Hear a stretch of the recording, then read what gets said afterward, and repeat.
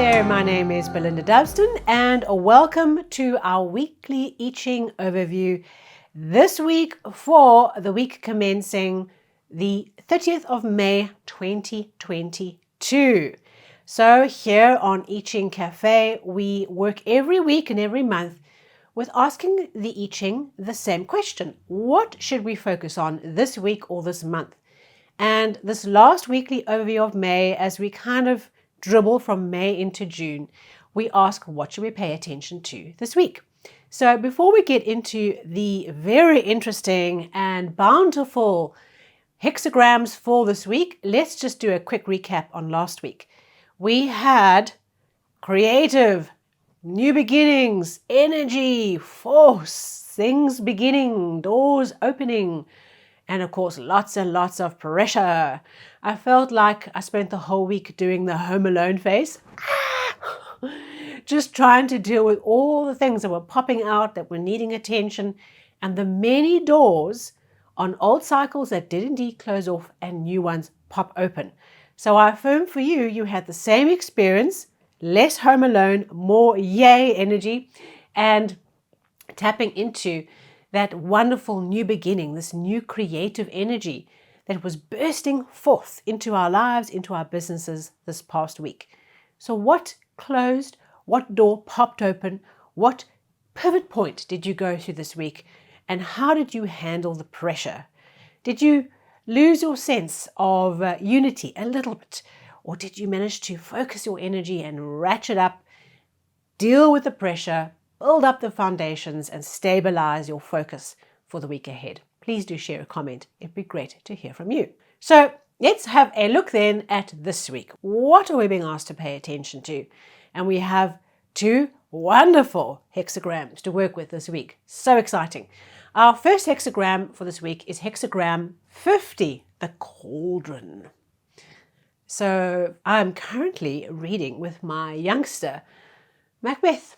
So double, double, toil and trouble, fire burn, cauldron bubble. Okay, so we can think of this idea of a cauldron. We think of this idea of a container, of a vessel, without witches and without the dim bleakness of Macbeth. No, this is a positive, transformative hexagram. So when we think about a cauldron, a pot, a vessel, we have a fire burning underneath it. Okay, we have wood that ignites and maintains that fire. And we put the pot on and we put water into the pot and we put raw ingredients into the pot and we slowly turn those over. And we slowly cook them through and we slowly turn these raw things into something else, into a meal, into nourishment for a community. And so on one level, this hexagram this week is going to draw our attention to the things that we are transforming, the transformation process we are going through personally, and what might be the sacrifices and the effort and the energy, the resources we are putting into the pot, into the cauldron as we turn those fires over and allow them to percolate. And then when we take the lid off, we can then serve others because we've made the sacrifice of time, of energy, of commitment, of love into this pot. And it becomes warming and beautiful nourishment for the people around us. So let's park that idea of the cauldron. I want to take a little bit of a different angle and come back to Macbeth. So what we're putting into this pot is not newt's eyes and rat's tails and kitty cat whiskers. Okay, what we're putting into this fire, into this transformative process, the symbol of the crucible, is a very deep spiritual process of our own transformation. Stephen Kasha calls this hexagram the vessel. And so it takes it away out of this initial story I shared with you of cooking the meal into something a lot more deep and spiritual and a little witch-like, okay?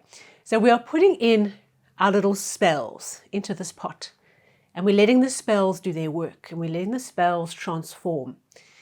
And what happens is that some magic emerges as a result of this ritual we're going through. So we're putting the spells and the newt's eyes and the rat's tails into this pot, okay, with intention, with ceremony, with ritual.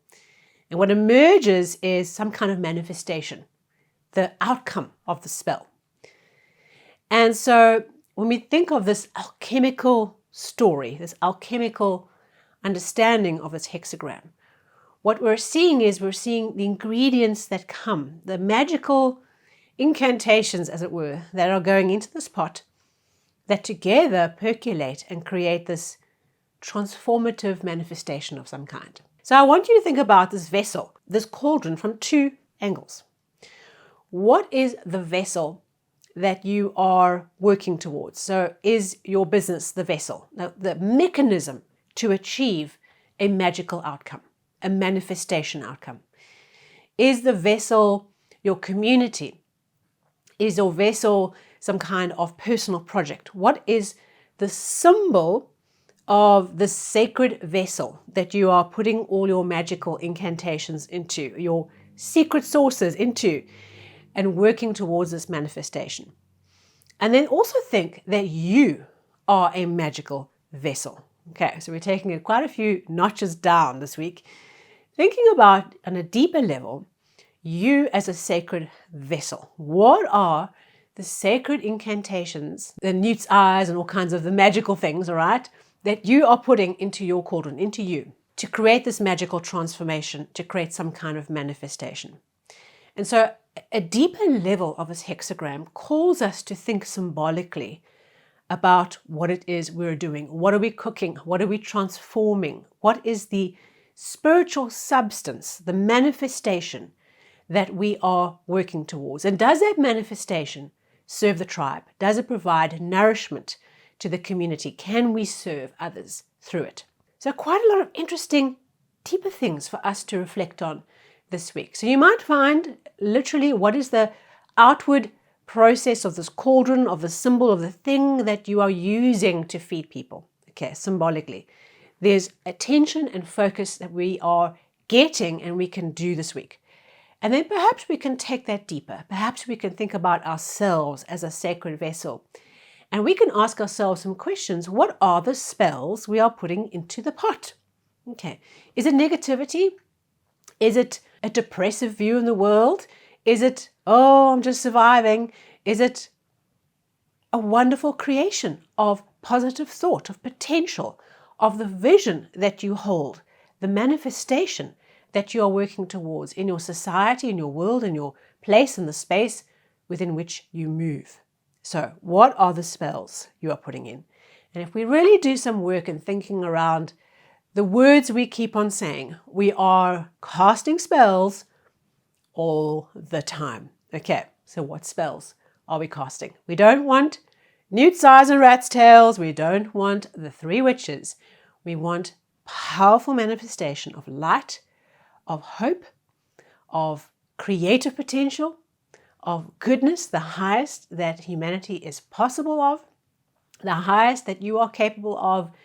And let's put those ideals, those practical realities into the pot.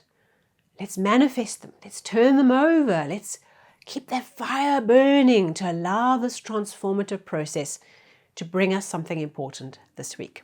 All right, so interesting take. Now, with this hexagram this week, we have one changing line and it is in the first position. So before I get into that, you'll notice that from the structure of the hexagram that it looks like a cauldron, okay? We've got the little feet at the bottom. We've got the body of the cauldron, okay? There's three lines. Then we've got a little handle right at the top, okay? So we have the structure of the cauldron, right? So the changing lines connect with this hexagram to the parts of the cauldron as we go from the bottom, which is the feet, right up to the handle at the top, okay? So our changing line in number 1 talks about the bottom, okay? The bottom feet of this cauldron, right? And what this changing line says is, in the beginning, it's good to turn the cauldron over, right? And empty the cauldron out of anything that remains in the cauldron from the previous cook, okay? So you can imagine this cauldron's been packed away and you take it out because now there's a transformation process happening this week and there's stuff still in there. There's an obstruction that's preventing us from doing with this cauldron what we should. And so turn the cauldron over, all right? Have a time where we clear out the obstruction, where we clear out the old and we prepare the cauldron. So for you, as you reflect and meditate on this sacred symbol of this cauldron, of the vessel, of you as the vessel. What is the thing that we need to chuck out this week? What is the remnants of the past, old cycles that we need to clean out the cauldron, that we can really maximize the use of this ceremonial vessel, of the opportunity to cast our own spells and to manifest this beautiful picture, this vision that we have. So clearing out this week before we get going with the cauldron is really, really clear. And I affirm that as we work with this hexagram this week, it becomes really simple to see where the old stuff is. What is the old stuff? What is the old remnant of the past that is sitting in this cauldron that we need to chuck out and clear out and make way for the new? Okay, so as much as this cauldron is in our world this week, this changing line of what's left behind in the pot, what's at the bottom of the pot, let's turn things over. Let's have the courage to upend what we're doing, turn the cauldron over, clear it out, and prepare for the new cycle of transformation that we are upon. Okay, so our outcome hexagram, our second relating flow of change, we read them in parallel. Okay, the first and the second, we read them as an interwoven story. It's one of my favorites. It's hexagram 14, possession in great measure, possession of greatness. This is a beautiful hexagram because it talks about abundance, okay? And not just wealth, physical substance and money and having resources to do what you want to do is one thing. This talks about spiritual wealth. And when we have achieved a level of success personally, putting aside the money, we have an opportunity to share that with other people. So, we're climbing a ladder, we're off to cloud 9. We need to climb a few rungs and then pull a few people up behind us. Say, come on, this is how you do it. These are the few steps you need to take. And then they can do that with people that are behind them on the ladder. And so we create this flow that gives people space and permission to climb the ladder, to achieve personal success. So this hexagram is beautiful. It says that if we can focus ourselves on one central important idea this week, there is a whole pile of goodness to be activated and tapped into as a result. If we're trying to do 10 million different things, very hard for the forces of manifestation to help us. And this is a manifestation hexagram. We should become aware of, conscious and focused on where we are manifesting not just financial substance, but an abundance consciousness. Okay, this is our theme for the whole of 2022, is this idea of abundance consciousness. And here we have spiritual substance behind it. So what do we have to work with this week? What is the strategy that the I Ching is asking us to pay attention to? Tap into the wealth around us, tap into the people around us, have an expansive view in the world, lean into the idea you're wanting to create, open up, expand, and help people around you. Call on help. Call on people you know who have resources and information. Share your idea, open up, expand, and lean into the abundance that's all around you. So, this week, if we work with this cauldron and we clear out the detritus that's there in the bottom of the pot, okay, we clear out the old, we clear the obstruction, we make way for the new, and then we allow this beautiful energy to come in, this abundance energy, where we have greatness within us. We have greatness as a leader, we have greatness as people, as family members, we have greatness in terms of our capacity to activate and manifest, and we have this kind of promise of a manifestation with our spells here with the cauldron. And so there's this coupling with these two hexagrams that I find very, very interesting.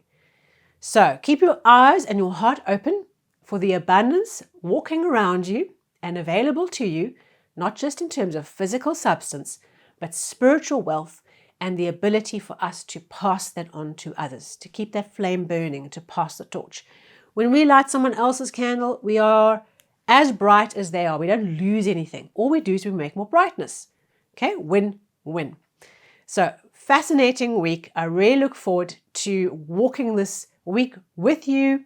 Please do share comments to this episode if anything comes up for you as we go through it.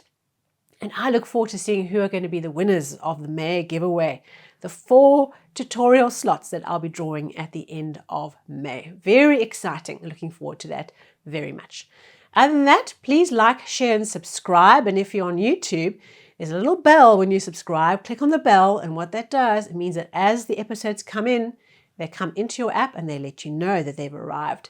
And of course, subscribe on the podcast if you're interested in that. I'll see you on the socials and on TikTok if you're into that as well. And see you here very soon.